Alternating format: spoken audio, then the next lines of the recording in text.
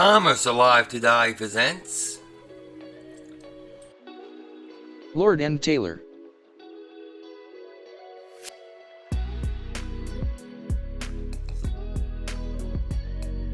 English-born Samuel Lord started a dry goods business in New York in 1824 and opened the original store that would become Lord N. Taylor in 1826 on Catherine Street in what is now Two Bridges, Manhattan.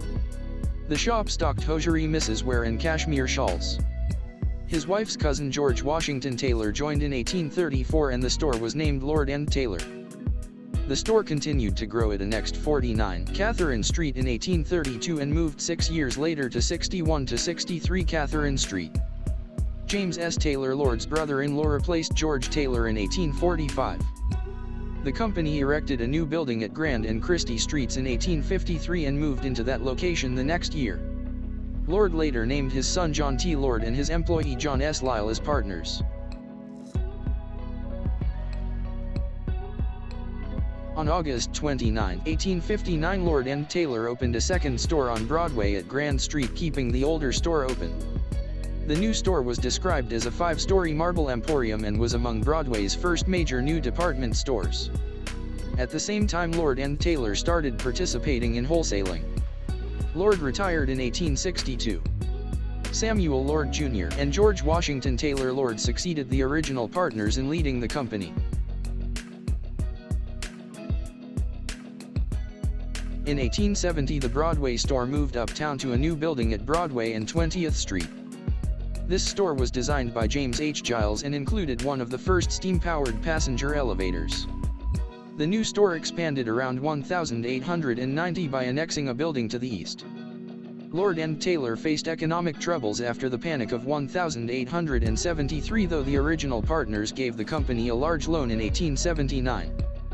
By 1894, the company was fast growing and would open stores on Fifth Avenue in 1903 and 1906.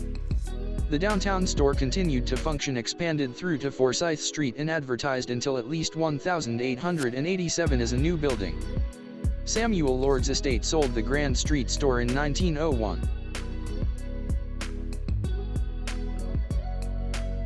The Lord N. Taylor building, the Starrett and Van Vleck designed Fifth Avenue store and headquarters, opened between 38th and 39th Streets on February 24, 1914. It touted many modern improvements, including an electric delivery vehicle garage elevator and hidden conveyor systems for moving goods, people showcases and trash, and for loading and unloading trucks, and an on-site electrical generation and heating system. The Broadway store was quickly sold after the new store opened on March 26, 1914. The new store became a New York City landmark on October 30, 2007. Lord N. Taylor announced in November 1915 that it would sell off its wholesale business. A founding unit of Associated Dry Goods, Lord N. Taylor was considered to be its crown jewel. In 1945, Dorothy Shaver became the first woman to head a major retail establishment in the United States as president of Lord N. Taylor. As vice president, working with the well-known design firm of Raymond Loewy Associates, she opened what is credited as the first ever branch store in Manhasset, New York. Unlike earlier forays into the suburbs that consisted of smaller boutique-style shops, this was a merchandising effort that became the model for modern suburban shopping. The store consisted of 66 individual shops. Lord N. Taylor's relationship with Raymond Loewy Associates continued until 1969, following the construction of the Stamford, Connecticut store. Many of Lord N. Taylor's special services, including personal shoppers, were introduced while Shaver presided. During this period, she introduced the Andrew Geller handwritten logo and the American Beauty rose as icons of the store. Shaver died in 1959. William J. Lippincott was elected chairman and chief executive in 1972. His obituary in the New York Times read, in his years as president and chairman, Lord N. Taylor moved beyond its traditional territory in the Northeast to open stores in Atlanta, Houston, and Dallas, and 4 stores in Illinois. A management shakeup ousted him in 1976. Under the leadership of CEO Joseph E. Brooks during the 1970s, the company saw the expansion into other states such as Texas, Illinois, Michigan, and as much as 11 stores in South Florida on the 1980s. When the May Company acquired ADG in 1986, it was assumed that May bought it just for the luxury division. The chain partially withdrew from the oil-shocked Texas and southern Florida markets in 1989 to 1990 after its 1986 acquisition by May. Under May, the majority of the upscale Hana & Co. Wanamaker's and Woodward and Lothrop chains were converted to Lord & Taylor. Jane T. Elfers became Lord & Taylor's second female president in June 2000. Former Neiman Marcus executive Brendan Hoffman replaced her in October 2008 when Elfers' contract had expired. A third female president, Bonnie Brooks, took over in 2011, and a fourth female president, Liz Rodbell, took over in 2013. Federated Department Stores, now Macy's Inc., acquired May Department Stores on August 30, 2005. On January 12, 2006, Federated Chairman, President and CEO Terry Lundgren announced that Lord & Taylor would be sold by the end of the year. In a move that took advantage of valuable real estate, Federated announced on March 10, 2006 that 7 conflicting Lord & Taylor locations would either close or downscale into Macy's. The legendary Center City, Philadelphia store, former flagship of the John Wanamaker chain, opened after a 1-month renovation as Macy's City Center on August 1, 2006. On June 22, 2006, NRDC Equity Partners LLC announced it would purchase Lord & Taylor for $1.2 billion after Federated converted and closed the 7 locations that it previously announced were closing. The sale completed in October 2006. On July 16, 2008, NRDC Equity Partners announced that it had purchased the 338-year-old Hudson's Bay Company for an undisclosed price with the intention of expanding internationally and position Lord & Taylor under HBC. The combined HBC as of February 2018 consisted of Hudson's Bay and Home Outfitters in Canada, Galeria Kaufhof in Germany, and Lord & Taylor and Saks Fifth Avenue in the United States. In 2009, HBC announced that they will close the Lord & Taylor location in Alexandria, Virginia. The store only lasted 9 years. HBC committed to spend an additional $250 million upgrading stores. In 2010, the Fifth Avenue flagship store received a $150 million update. In April 2017, Lord & Taylor completed a $12 million renovation plan at the Fifth Avenue store. However, in October 2017, they announced that they were selling the building to WeWork for $850 million. In February 2019, the sale completed for $725 million in cash and the remainder in equity, forming a joint venture with Lord & Taylor was minority owners. On December 6, 2017, HBC announced that they will close 2 L&T locations in Skokie, Illinois and Annapolis, Maryland. A total of 260 employees were laid off at both locations and have since closed in April 2018.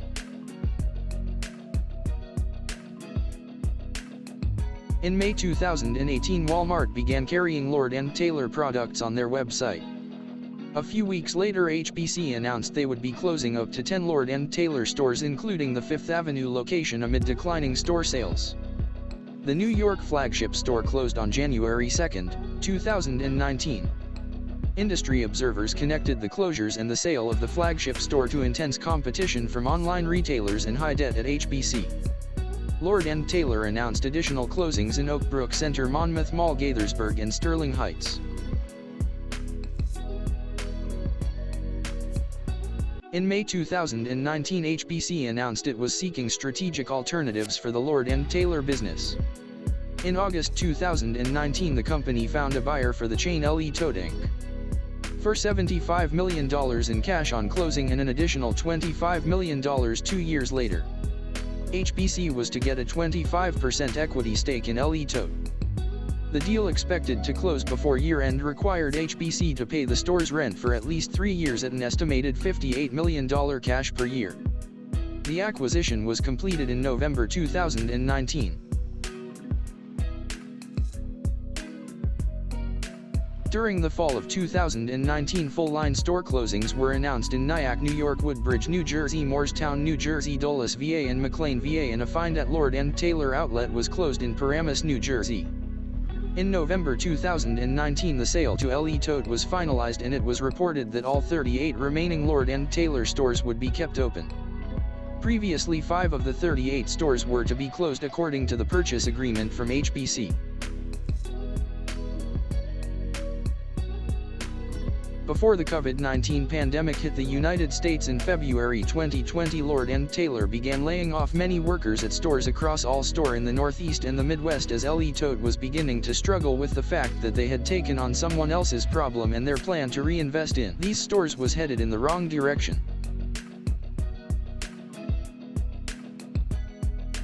Lord & Taylor's stores were forced to close due to executive state orders by the local and state governments on non-essential retail by Wednesday, March 18, 2020, due to the COVID-19 pandemic in the United States.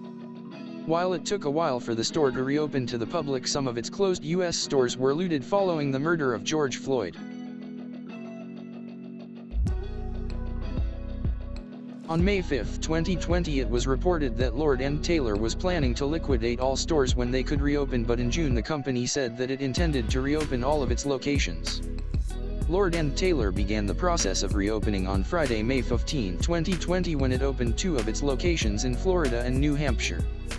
Additional stores were gradually reopened, with all stores resuming operations by July 3, 2020. Exactly 1 month after Lord & Taylor had reopened all of its stores on August 2, 2020, it was reported that several Lord & Taylor stores had started liquidation sales. Later that day, it was reported that Lord & Taylor, along with parent company Tote, had filed for Chapter 11 bankruptcy protection due to the COVID-19 pandemic in the United States. On August 3, it was reported that the company would simultaneously solicit bids for a going concern sale of both its Tote and Lord & Taylor businesses and conduct targeted store closing sales at 19 locations to maximize the value of its business. It was intended that both Tote and Lord & Taylor would continue to operate during the Chapter 11 process. They announced 5 more store closings on August 20, 2020. On Thursday, August 27, 2020, the company announced that it was reversing its initial decision and would close all stores. On Monday, October 19, 2020, Saadia Group LLC announced it would acquire Lord & Taylor for $12 million and would continue to operate the business as an online-only business.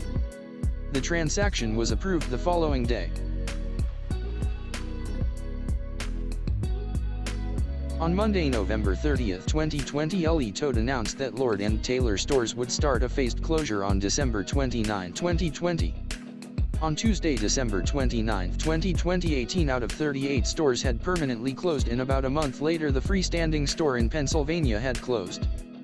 Finally, on Saturday, February 27, 2021, the remaining 19 stores closed for the final time. These stores would have closed on Sunday, but due to the Bergen County blue laws that occur on Sunday for the Westfield Garden State Plaza and Fashion Center locations, both located in Paramus, New Jersey, it was decided to close all of the stores on Saturday, marking the end of Lord & Taylor as a brick-and-mortar retailer.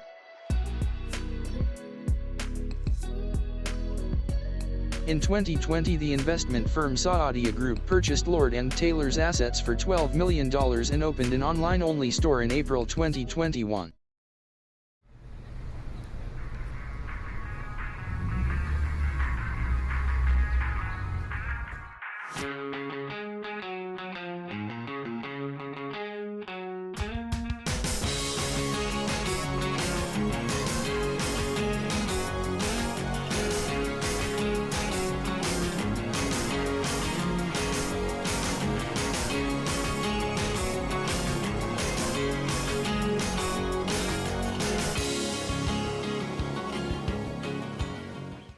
If you have any fond memories, please indicate it at the comments below. Thanks for watching, subscribe, and like.